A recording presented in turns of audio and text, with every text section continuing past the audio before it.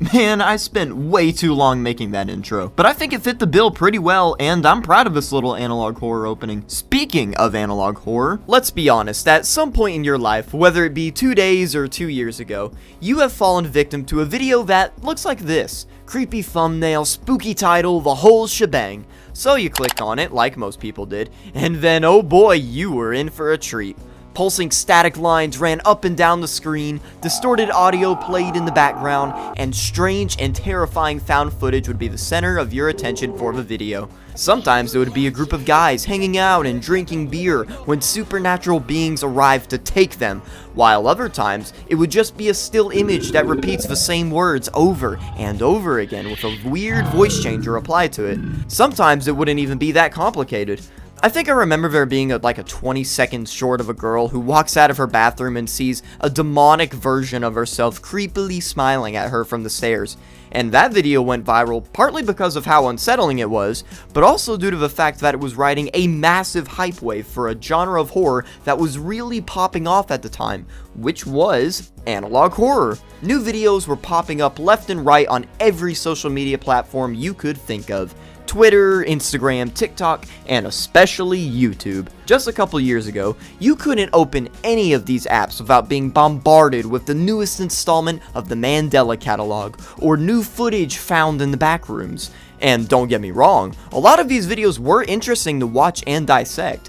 Just a 3-minute video with barely any moving parts would have people theorizing away about the hidden meanings behind it in the comments, even if there was literally nothing to be found. It was a joyous time for the internet. However, as with all good things, nothing could last forever. It didn't happen instantly, or even quickly for that matter, but over time, the hype for analog horror content began to die down. Channels that were once racking in millions of views a day were now struggling to pull even a quarter of that same audience. But why? Were people simply no longer interested in analog horror? Or was there something else at play? Has the quality of this VHS type styled content gone downhill? Well, my friends, buckle up, because that's exactly what we're going to be looking at in today's analysis episode on why analog horror videos are getting worse. Without further ado, let's go. Before that, however, I feel like I should clarify exactly what analog horror is though before going any further. In its simplest form, analog horror is a subgenre of horror fiction and is characterized by having low-fidelity graphics, cryptic messages, and visual styles that are reminiscent of late 20th century television and VHS tapes. A perfect example of this would be the well-known Mandela catalog series. Set in the fictional town of Mandela, Wisconsin, this city is being infiltrated by beings known as alternates, which are essentially doppelgangers. These alternates try to take on the form of a human being, though they can't exactly replicate one, and once they do this, they then try to coerce their victims to kill themselves. We, the viewer, learn of this plot through audiovisual media, aka the video you're watching, and that right there is why the series popped off in the first place. People are already scared by the black and white static that plays on the old analog TV at your grandmother's house after all the shows went off the air for the night. Why that is, I couldn't tell you. I'm not an expert in human psychology, so I'm not even going to try and claim something as fact when I have no clue what I'm talking about. Sorry, 5-year-old me. Looks like you're gonna have to wait a little longer to figure out why you almost peed yourself in the middle of the night when the box TV suddenly turned on and scared the heck out of you. Anyway, I think I've made my point, which is that even though old TV static isn't supposed to be scary, it still provokes some sort of fear that lives deep within our bodies. Maybe it's because we've been artificially conditioned to be afraid because of movies like The Ring, or maybe it's deeper than that. Maybe it's chaos and uncertainty that is unsettling. Whatever the reason may be, the bottom line is that analog things spook us. And knowing that analog things spook us actually brings me to my next point, which is how analog horror content has progressed over the years. Now, for time's sake, and also my sanity, I'm gonna limit this to modern videos created on social media only, because if I were to include movies, we would be here for quite a while. Anyway, analog horror on social media has always been a thing. For example, one of the first dedicated channels to analog horror that I could find was a channel named CH/SS. And I say dedicated because that's all this channel did. If you want to get technical, then the first channel would be Integral3 with his No Through Road video published 15 years ago. But like I said, we're going with dedicated channels to analog horror, and those videos are closer to found footage / lost media than anything. Still, one of the best horror videos I've seen though, so I definitely recommend checking it out. Anyway, the CH/SS channel started making simple analog videos that had a lot of hidden meaning behind them approximately 8 years ago, well before the sudden surge that happened 2 to 3 years ago. For example, their first video is titled Advertisement 1, and when played, the video shows reversed footage of a building being demolished while words on the screen tell you to begin anew. The whole channel is like this, and the general summary that I gathered is that CH/SS used to be a company of some sorts that mysteriously went out of business long ago, and this company is a front for something much, much darker. I'll put a link in the description if you want to go check this channel out, because it would take its own video to properly dissect the backstory behind it. Anyway, this was one of the first channels that began to make analog horror, and for a while, it would remain one of the few that did so.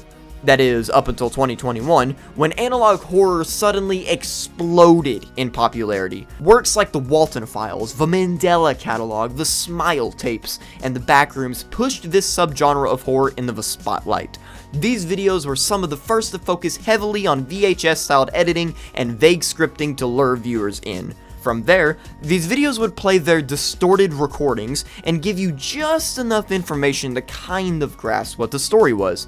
However, most people would hunger for more concrete answers, which would lead them down rabbit hole discussions and deep dive analyses into the videos to see if they could figure out the true story. If you're a little confused, then something to compare it to would be the way FNAF worked back in the day. The general story would be directly explained to you throughout the course of the game, but in order to truly understand what was happening, you would have to play more and more and pay attention to the tiny details and piece them together to get the full story. That's what these analog horror videos were doing. They were using this tactic to retain their audience's retention, which immensely boosted their channels into the limelight, and this in turn made analog horror content the new meta for videos. If you wanted to make a viral video back in 2021, your best bet would have been to make a cryptic VHS found footage video with supernatural creatures killing everyone in sight.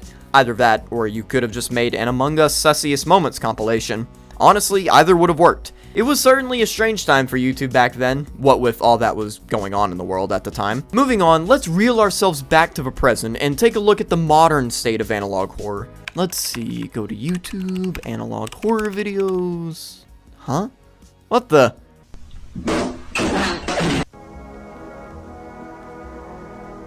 Okay, obviously this isn't what analog horror has evolved into since 2021, but I thought I'd bring it up because joke videos like this actually show exactly what this video is about, which is the question of, has analog horror content gotten worse, and if so, why? See, at its core, analog horror videos follow a simple formula that is comprised of 3 steps. 1. Have static overlays, and 2. Be as vague as possible with your storytelling, and 3. Don't actually have anything set in stone, but instead let the community draw up their own theories and then use their own ideas to solidify your story for your video. These 3 steps essentially make up most of what modern analog horror is. Simple enough. But then we run into a little problem. See, in 2021, analog horror popped off, so people who wanted to make videos on YouTube began making analog horror. And then, when these people succeeded, more people began making more analog horror content. And this cycle repeated itself until eventually, like I said earlier, every other video was an analog horror video. And there's something funny about the human brain. See, when something's new, our brains are really interested in it because we like learning. And then, after you have that thing for a little while, you start to move on to other stuff because that thing that was once new and shiny is now old and boring to you. You no longer want to pay as much attention to that thing because it doesn't stimulate your brain. And this effect is essentially doubled if you have a lot of that exact same thing, because the stimulation wears off quicker. This principle and idea is exactly what has happened to analog horror. So many people made so many analog horror videos over very similar topics for such a long time that people slowly began to get turned off by the whole thing. Now, I'm not saying analog horror is dead, because believe me, it's not. But think about it this way. If you asked the average YouTube viewer to name the analog horror series, they would say something like The Walton Files, The Mandela Catalog, or something from 2021. Nobody would name any series that has come out in the past 12 months or so, like MROHOJ, or Stone Cold, and it's simply because the average person is burned out and tired of it. They want something new and fresh. They don't want to watch a short video about a creature that steals your children when the previous 4 videos were about that exact same idea. So, there's your answer to the question of why analog horror isn't as good as it used to be. It's not that it's gotten worse, even though I think it has, but that's my opinion, and opinions are not facts. But it's instead because of oversaturation and repetitiveness. There's only so many ideas for VHS style content out there, and when you've got thousands of videos all trying to cover the same topic, trying to grab somebody's attention, then nobody wants to watch it. Anyway, I think my work here is done. Time for me to head out. Stay safe out there, and I'll catch you on the flip.